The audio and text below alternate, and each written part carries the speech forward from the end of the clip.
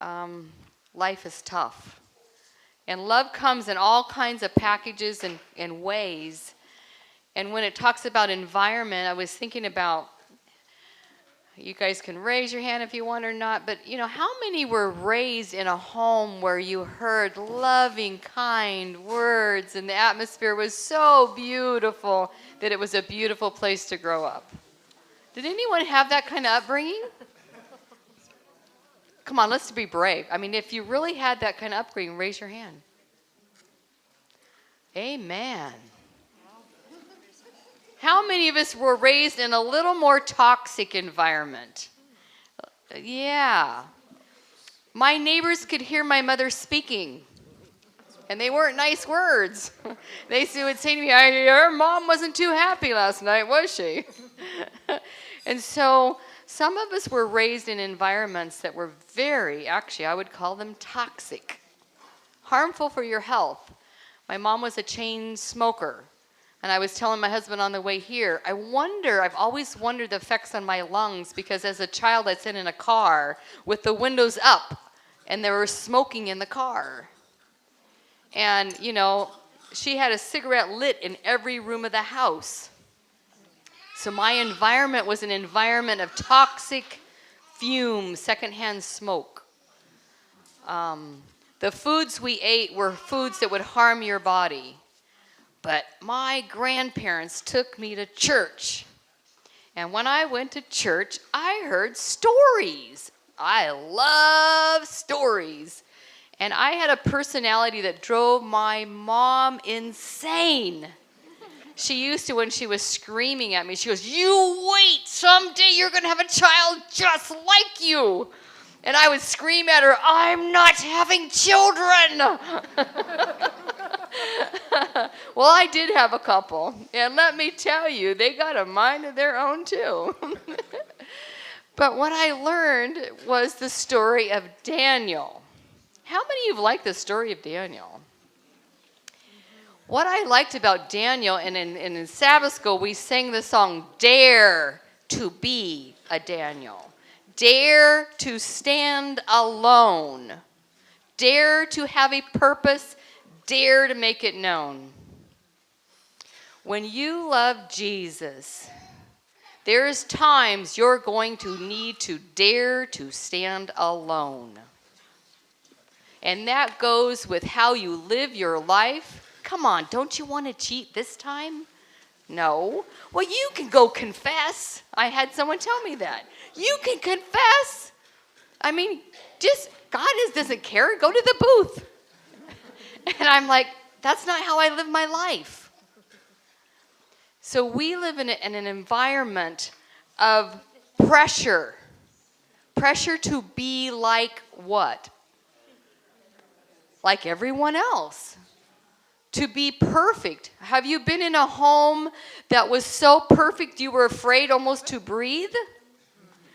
That you might hurt something or wrinkle something, or you were just scared. I've been in a home where they got it clean and ready for a visitor, and I was the visitor. And they worked hard to have this home perfect. So we drove for hours to arrive. We put our luggage down, and Doug went to get more luggage, and they said, "Are you going to leave that there?" And I thought, can we get it out of the car first?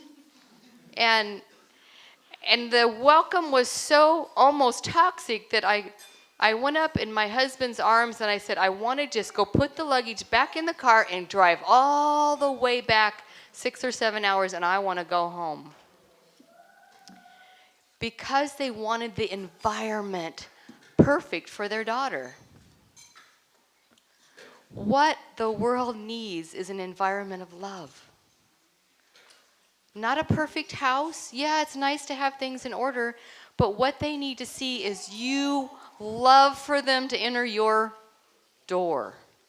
You love to share whatever it is you have. Yes, I do have moments I'm like, "Ooh, they're going to judge me." Honey, they don't judge you, they judge me. Yeah. And he's like, "Oh, honey, don't worry about it." Because he's like, what do you want to do? Clean the house or let's go hiking? And let's go hiking. And when I was injured 21 years ago, and I didn't know that walking is a miracle.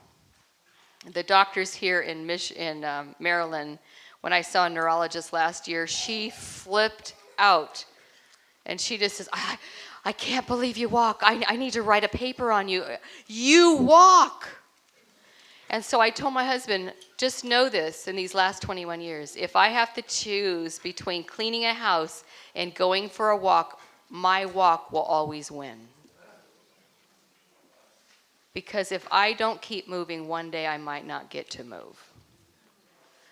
And I've been having some problems, and my walking has become more difficult. And I said to God, I just want to walk. And then I stopped and I said, Lord, if I would lose my walking ability now, I'm going to turn it around and say, thank you for 21 years you gave me. I could have been in a wheelchair. God wants us to turn what the enemy wants to do in our environments, turn it to praise. Because in the moment of that accident, I said to God, give glory to God in this. Don't waste a pain in my life.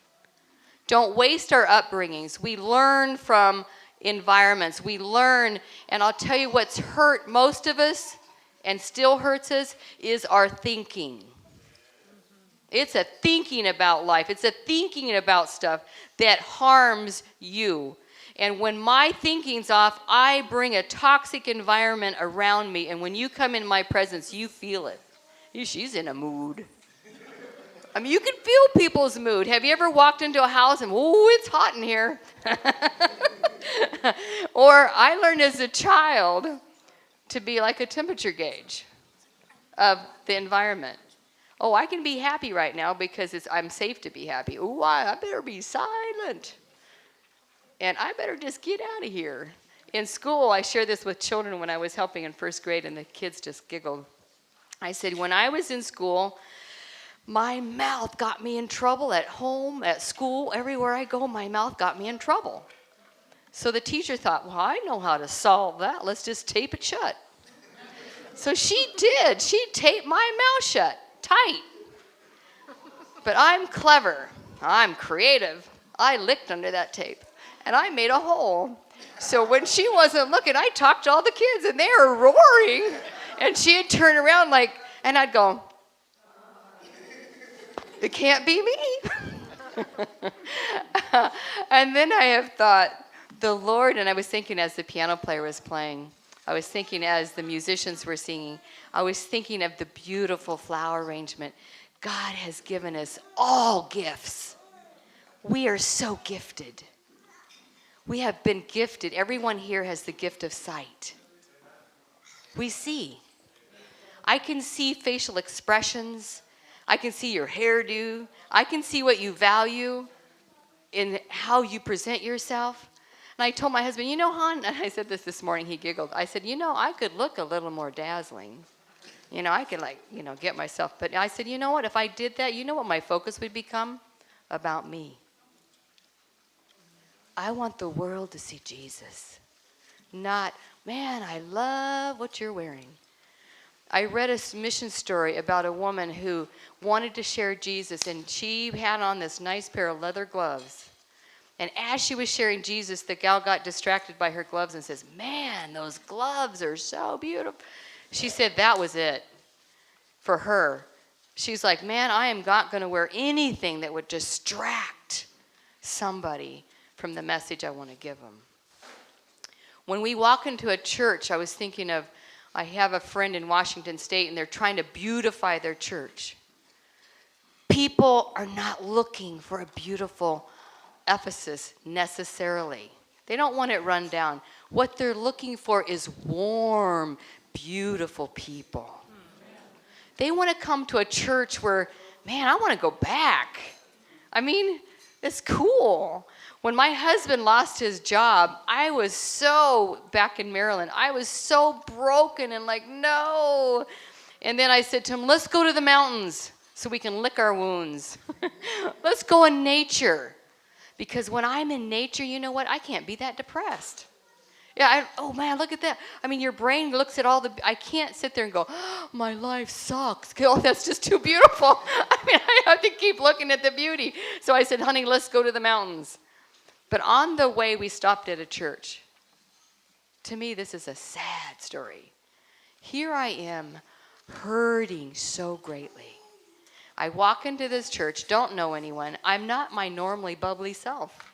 I'm normally very bubbly, hello, hi, whatever. But I was crushed because I knew God was crushing me and pruning me. I give him permission. When you give God permission to grow you, it hurts. Growth hurts because he's going to cut you off from something you love. Because what you love is keeping you sometimes from doing what he wants you to do. And I truly had prayed, man, I told him, I don't want to be this beautiful tree that has no fruit.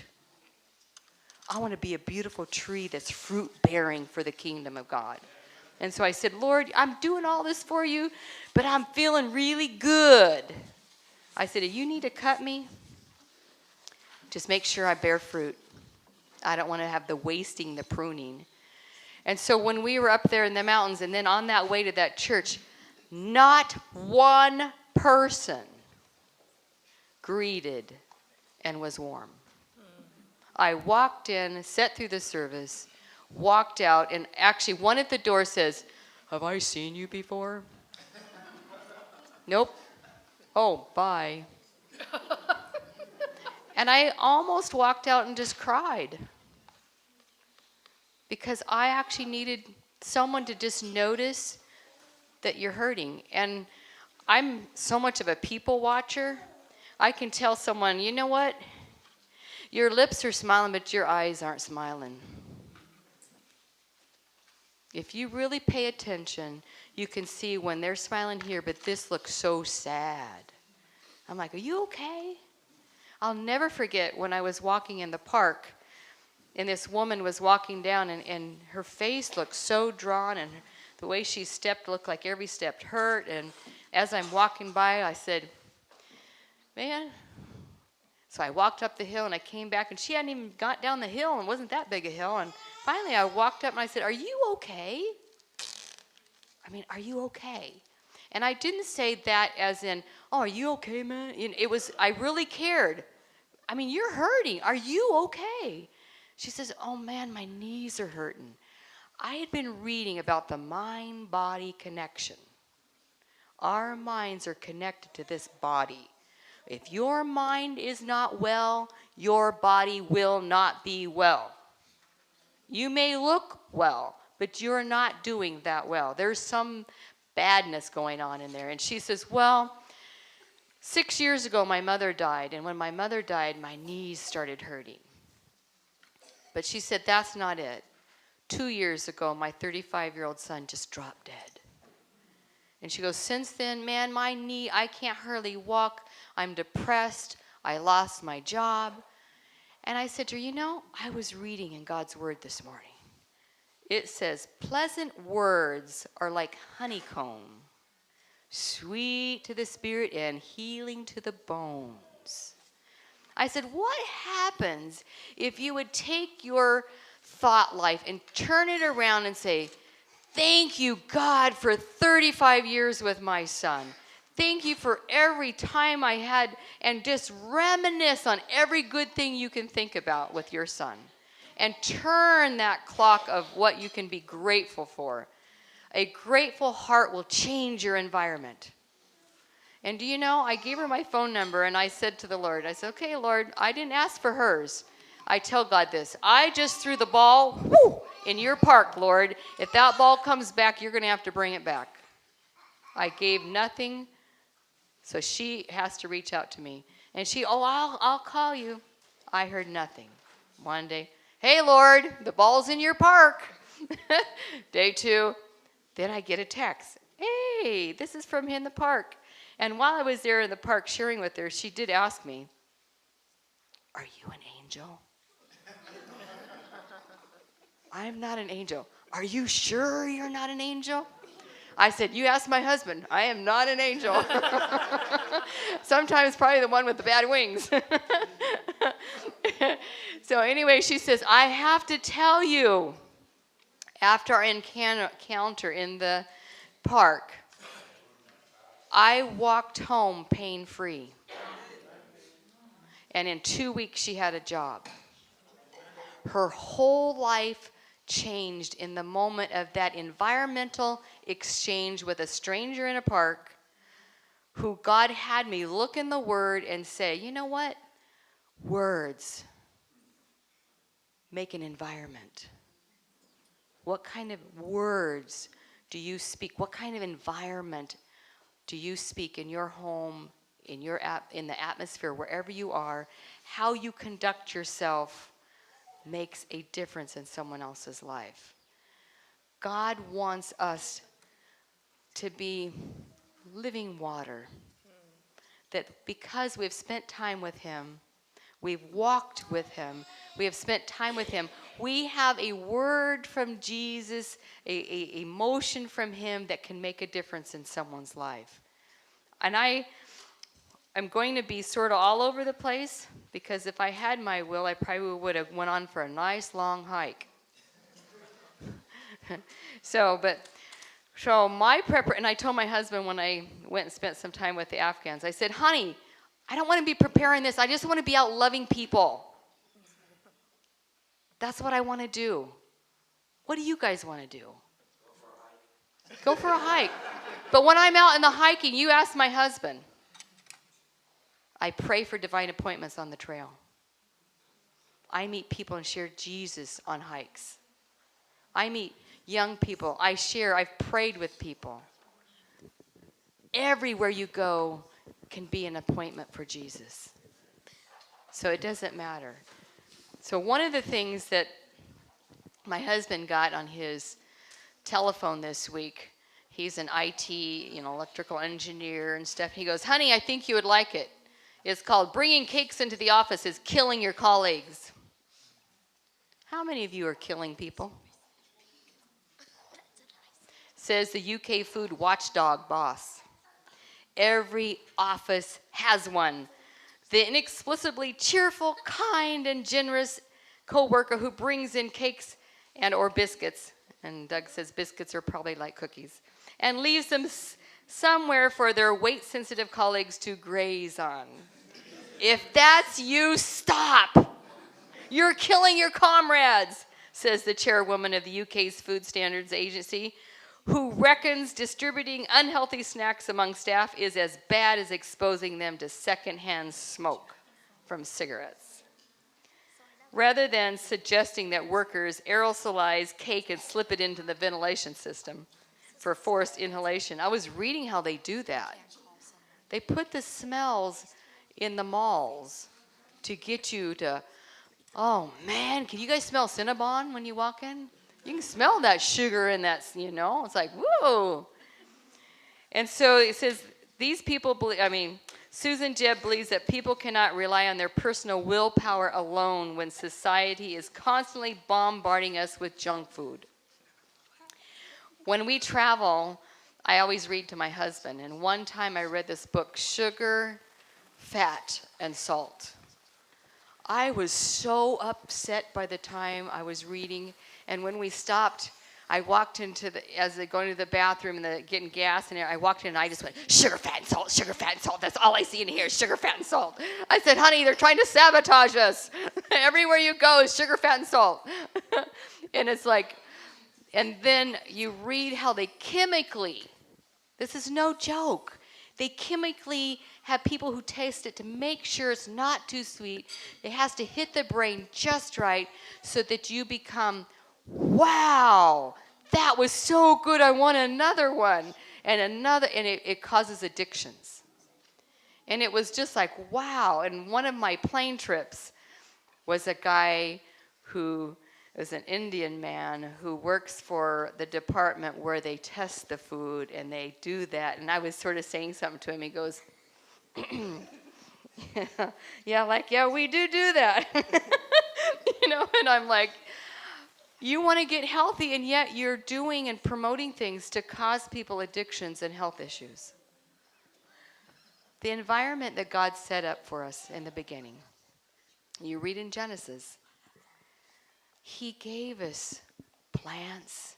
He gave us beautiful fruits. That fruit salad was phenomenal. He gave us everything. Now he said, you know what your job is to do? Guess what your job is to do? Eat it. Hello? Eat it. Now, he didn't grow Twinkies, potato chips. That wasn't the environment. The environment wasn't concentrated foods. The environment was just plain simple foods. And I'll tell you, if you go from the American Standard Diet or you go from a rich concentrated foods and you try to go just whole plant foods, I'll tell you one thing, the little child that lives in you will throw a big tantrum. And they will say, Ma, I want some of that.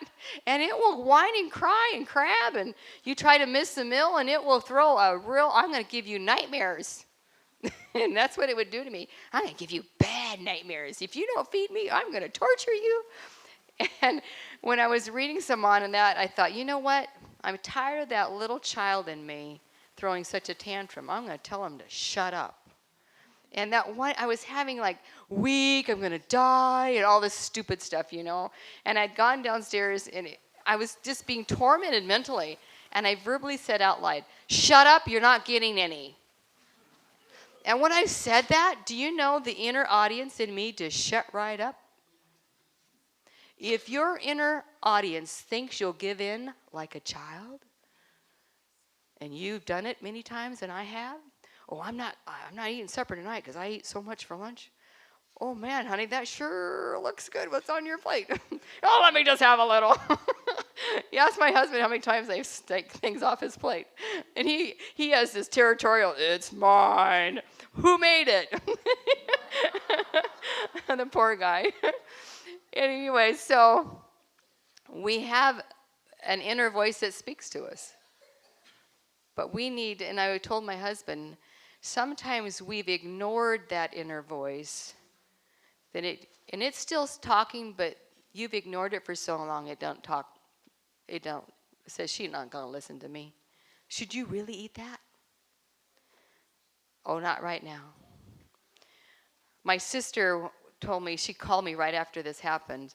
I'm always trying to encourage her in health and whatever, and she said, sis, I just wanted a donut really bad. I mean, the cinnamon roll, they're like this big, and I wanted a cup of coffee with it.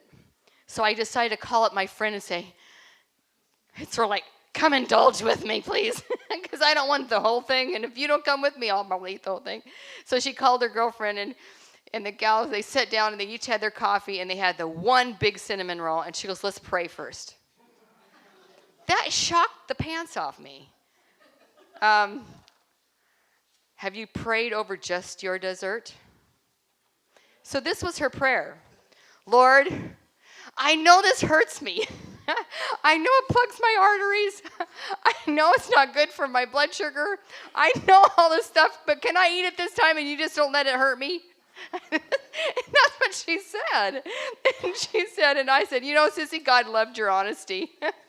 But she said, do you know what he did? Right there in front of her. He dried that cinnamon roll up where she couldn't eat it. She took her knife to cut it, and it's like, this is like buck leather. It's like, and the gal said, well, put some butter on it. You know, everything's better with butter. So she slathered butter on it, and she and the owner who made it said, what did you do to my cinnamon roll? Because she was watching my sister who's starting to giggle, and she said, it's not edible. She said, I can't eat it. I'm going to have to throw it away. And she's like, there's a healthy store, like restaurant right across the way. Maybe we should have something healthy. But she said, Darla, God essentially said, that's not what I want you in your body. We have an environment that's full of temptations.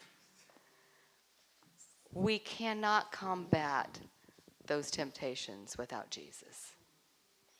And it comes, and I brought them on purpose because My little hearts have been to India and they've been all over. This heart represents my heart, and I wrote a lot of, it's selfish. I want that. I want seconds. I know I've had enough, but I want more because I really like the taste of it. I'll tell you one thing. If you try it just for a little while, go a week with everything that you eat is salt-free. No sugar, no oil, all plant-based. You will go and, come to my house. We're in boot camp right now. And I'll tell you, you go like, that's good, but it's not that good. I mean, it's like, that salt makes it taste better, And it's like, God's food makes you just stop. The only thing I have a tendency to overeat of God's stuff is fruit. Because it's sweet, and I like it. But it's like, we're greedy. We want more than we need. We're self-centered. We're disobedient. We're self-sufficient. I can do this, We believe lies. And that's the environment we live in, a self-centered environment. I thought of the Garden of Eden was so beautiful. Everything was beautiful. When sin entered, self-centeredness entered and blame. And when blame entered, and I imagined what it was like for Adam and Eve. It says in the spirit of prophecy that he wept over that first dying plant more than we weep over a death of a child. Can you imagine crying your eyes out over a leaf that dies on a tree or a flower that dies?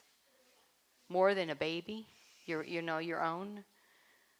But knowing that sin brought decay, brought distorted thinking. We're just messes. But there's a solution to that mess. There's solutions to the broken upbringings, the broken, crooked thinking the Lord is straightening out in me. But what I love about Jesus is when he died on the cross, man, we're clean. Even though I'm still got all this stuff, I'm clean while he's making me holy. So there's no more judgment. There's no more condemnation. There's no such thing. It went to the cross. I went to the cross as Darla, and Jesus says, I'm you. Darla hung on the cross. Second death paid. I'm a free woman. You are free people because of Jesus. Now he says, now that you got that, there's no more condemnation. Now let's work on it. Tiny steps. There's no such thing as beating yourself up. I'm going to give you my heart. We need the mind of Christ to live in the environment we live.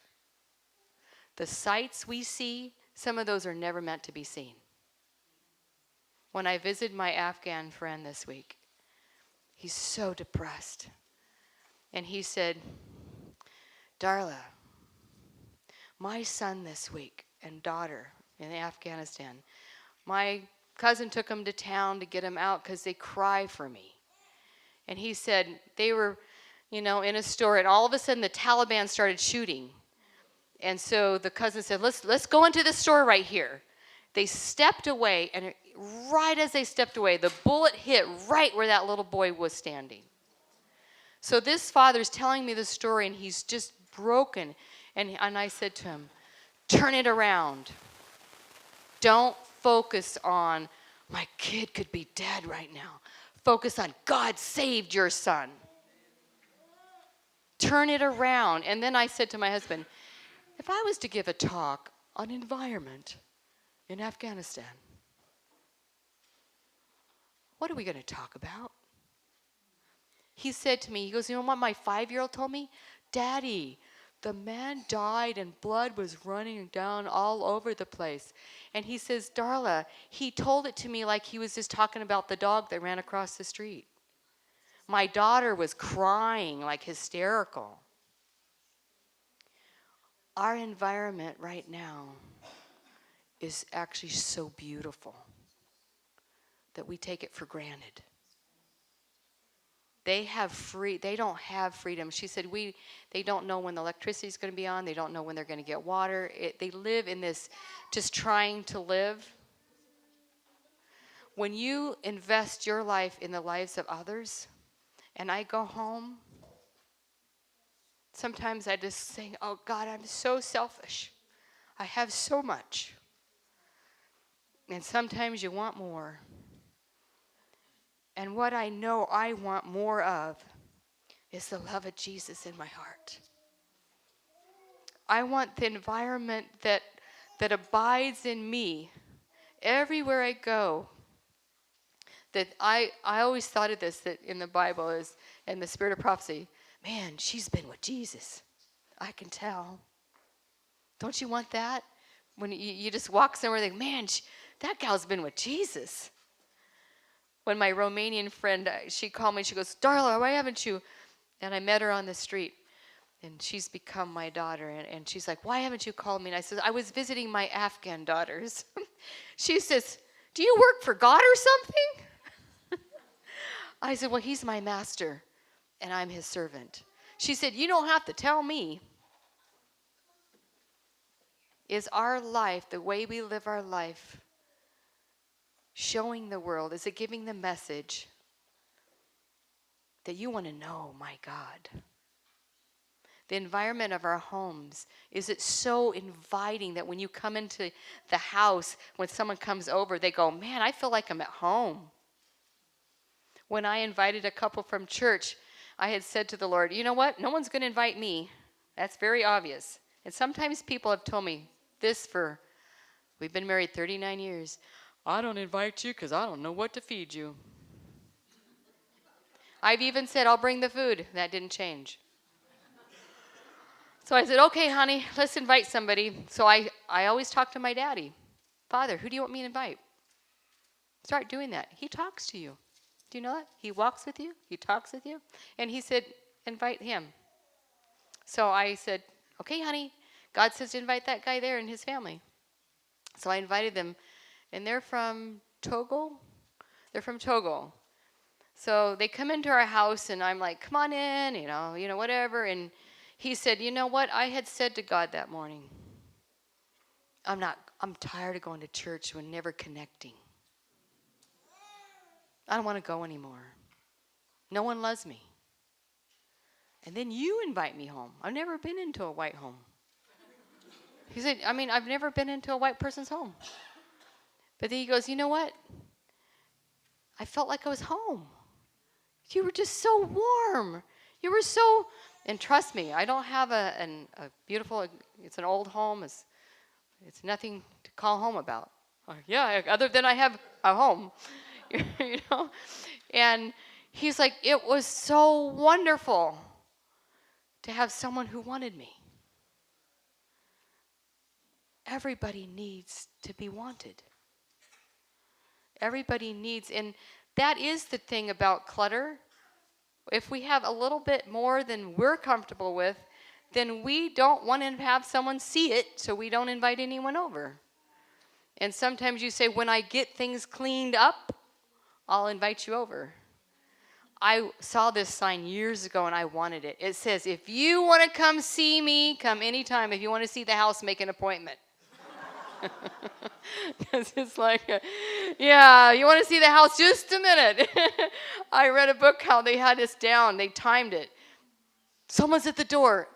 Hold them off for like 2 minutes. They would put the stuff in the closets, everything under the bed. They had it down where they could have it. Hi, welcome. Don't open the closet because everything's going to fall out. I was writing in this thing about clutter, and I said, well, I have a story about clutter. I don't always bend real well, so because that's where some of my broken issues are.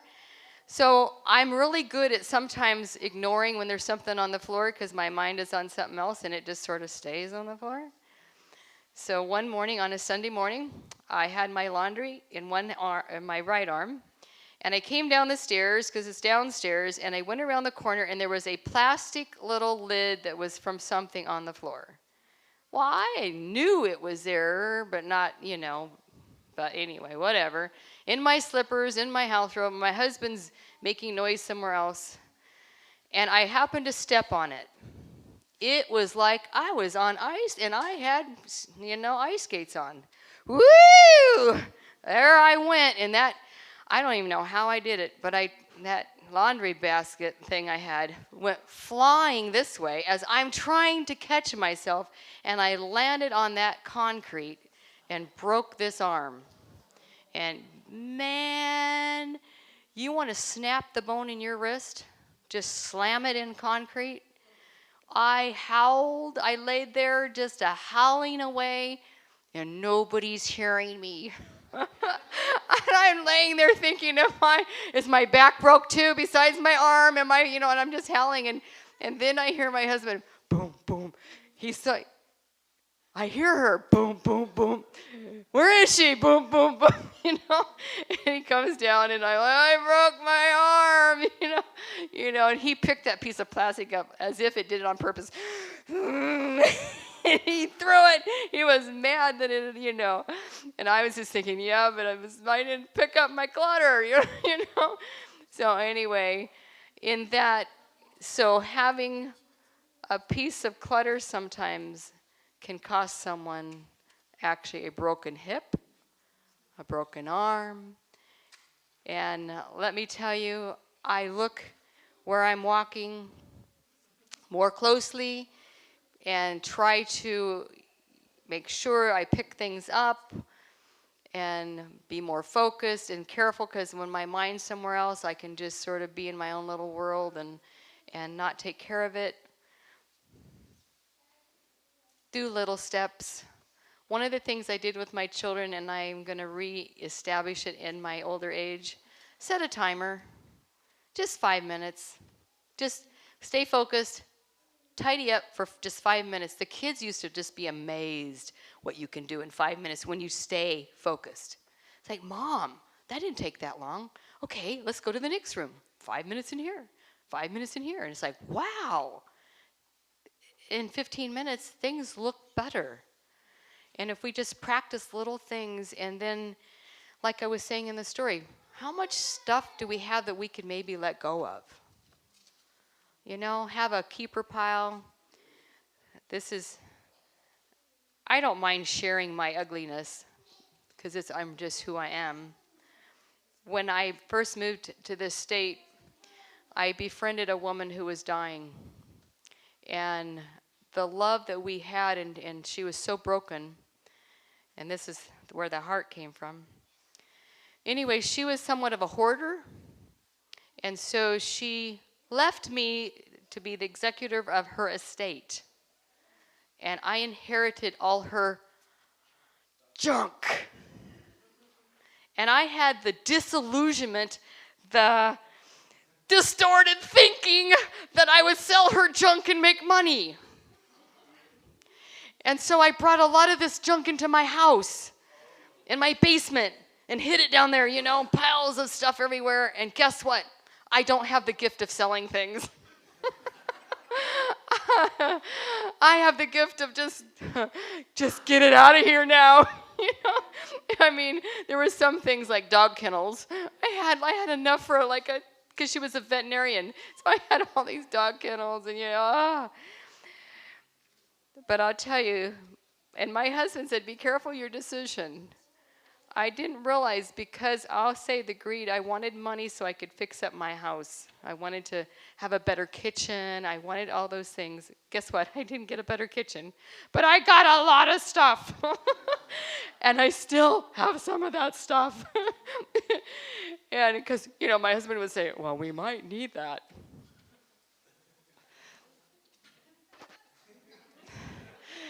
Honey, if it disappeared, you would never know. And so sometimes I want to just sneak things and get rid of it when no one's looking. So I myself am needing to work on my own environment. So that's why I thought God had a sense of humor, because he's saying, Darla, it's time. I'm saying that and I want you to think really hard when I say that it's time. This isn't our home. We shouldn't be falling in love with our stuff. We need to be where if God says, go, it's like, no problem. No problem. That we have disconnected our love of stuff and we have the love for Jesus. He will change the environment. That's why I didn't want to focus on, do you have enough plants in your house? What chemicals are you using? It does matter. That does matter.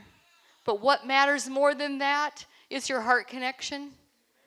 Because you can have all those perfect no chemical stuff and you can have everything in place and not have the love of Jesus and be lost. I don't want you to have a perfect environment without Jesus. I want you to have a less than perfect environment so full of Jesus that it doesn't matter. That nothing matters but that relationship with him. I want you to go to the one who loves you so and say, Lord, where do I need? Where do you want to clean on me? Where do you want to work on me? And I tell him when I pray that, I might cry a little. I might whine a little. But do it anyway. Do it anyway. And I'll tell you what really cures me is loving people who are so much less fortunate than me. It really does. It just changes me. It's like, man, I just want to go home. But I don't want anyone to be left behind. I really don't. And I want us to have an environment that's so sweet. That we have stories to tell. I once was blind, but now I see. I once was a maniac, or a hoarder of boxes. I hoard boxes. If you come to my house downstairs, you might need a box for something. I have boxes. I met a woman, a doctor's wife, and she loved boxes too. Honey, don't throw it away. We might need that box for something. It's ridiculous, you know. It's like, I don't like the word hoarding. And I was sitting at a doctor's office, and I listened to a thing, and they said, does any of you hoard books? I didn't know that could be considered hoarding.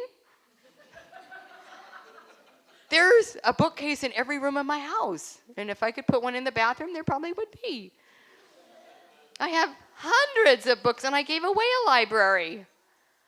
But when I was convicted years ago to share, do you know how hard it is to share a book? For some stupid reason? My grandpa gave this book to me. I love the stories in this book.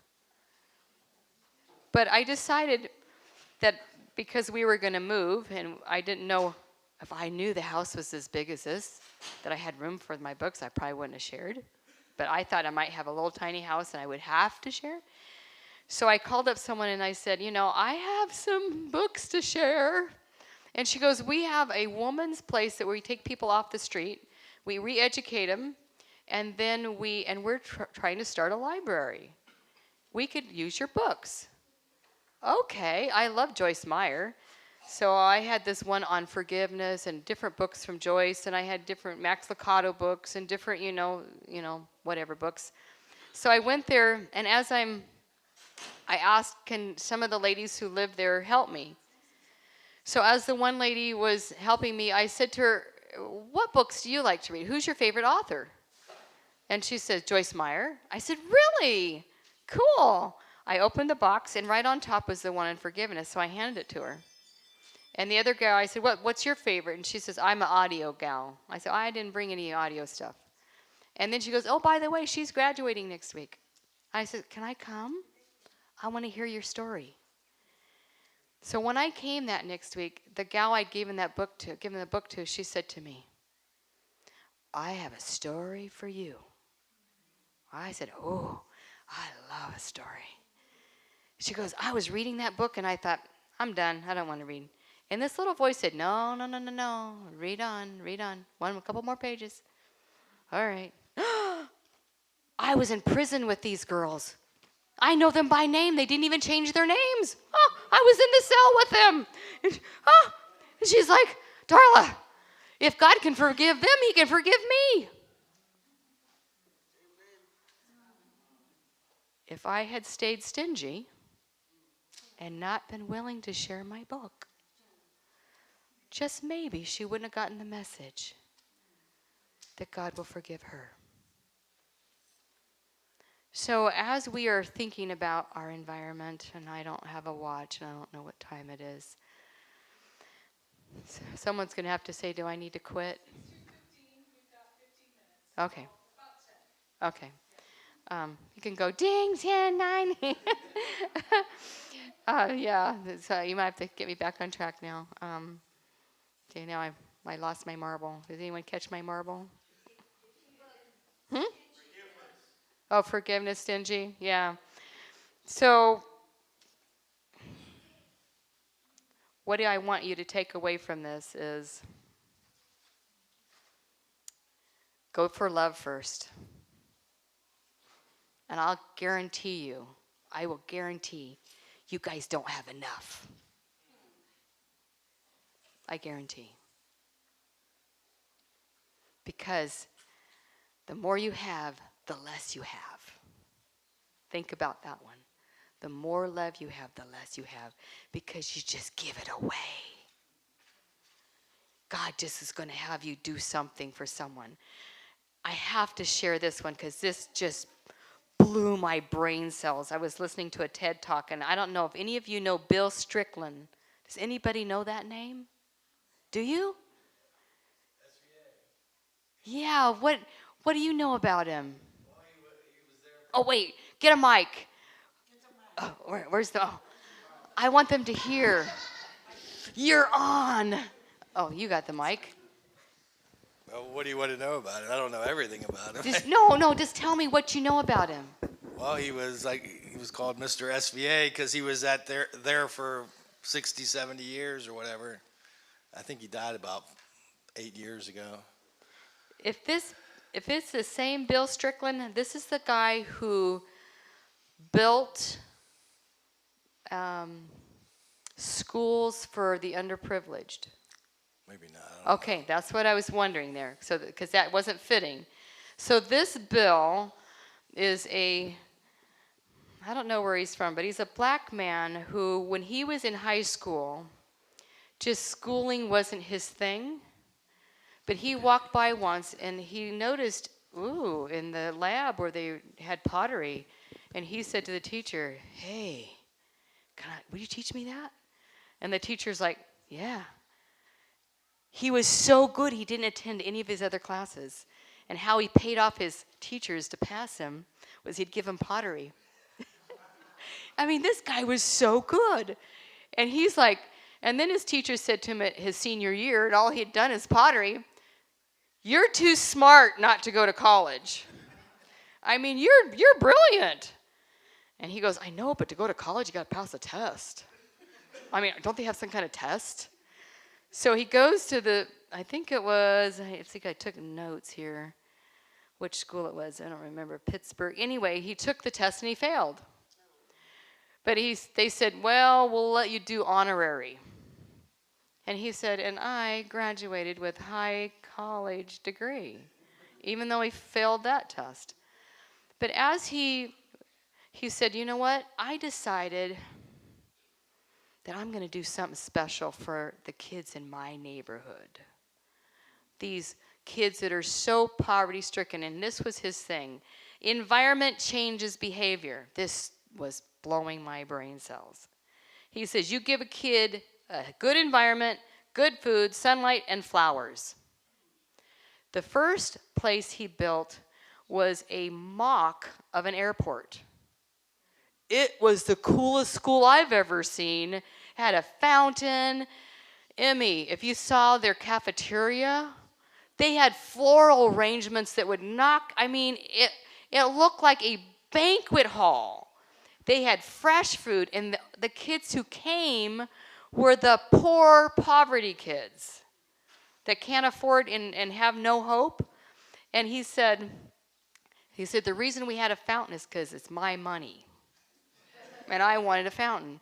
He said, in 26 years, we have no metal detectors, no security, and we've never had to call the police for any violence. And these are street kid par that usually they say these are the troublemakers. He says if you treat them with integrity, that they're worth something. Isn't that God? I don't care what you look like. You are worth something. And this guy's like, you know what? They're going to have the best of everything. And every student, and he says, and you know what? You don't graduate from my school if you don't read. You go to the public schools locally, you can graduate and not even read. He said they just get you through. They get so much money by how many kids come through. In my school, you read. And then someone said to him, well, how about doing culinary arts? I'm not doing culinary arts. And the guy goes, how about if I give you $100,000 today? I think we might just do culinary arts. I think we could add that to our program. And then when he went somewhere else sharing about his school, this guy comes up to him and says, oh, something. He goes, introduced himself, and he said something about eBay. And he goes, I don't know what eBay is. He said he was the founder of eBay. So he goes back to his IT kids at school, and he's sharing something with him, and he goes, yeah, I met this guy in California. And he said something about eBay. Do you guys know anything about eBay? What do you know about eBay? They sell stuff. The founder of eBay? And they're like, dude, do you know who you were talking to? And they're like, and these kids are like, man, you got to call him back. I mean, this guy is like, whoa, And so he calls him back, and he goes, and I don't know the guy's name. I'm not good with that stuff. And he goes, I figured someone would let you know who I am. He goes, I'm going to write you a check for $500,000 now, and I'm going to send you more. And you look this guy up on TED Talk and you listen to his story, and I looked, I don't know if he's built it, but there was going to be one in Baltimore, one in Virginia. He has built these schools for the underprivileged all over. He's a man who said, I'm not moving out of my environmental, I'm going to bring good environment to the children in my neighborhood. And so I said to my husband, when I walk the street, when you walk the street, what kind of environment or what does your home say to your neighborhood? I mean, my husband has had people stop and say, where's that woman that walks with you? It's like, uh-oh. Or we'll have people wave at us and we're like, okay, do you know who that was? I don't know who that was. But we try to reach out to our neighbors. To be a home and an environmental that we care. So in caring for the love that God puts in your heart, love creation. Our neighbor, I'll do this with him, he was amazing. Took him on a hike. He's not a church man. He said, I'm most religious, but not really. Go for a walk. He carries on himself a little bag. If he sees one thing that shouldn't be in nature, he picks it up. Now listen to this. There was a storm.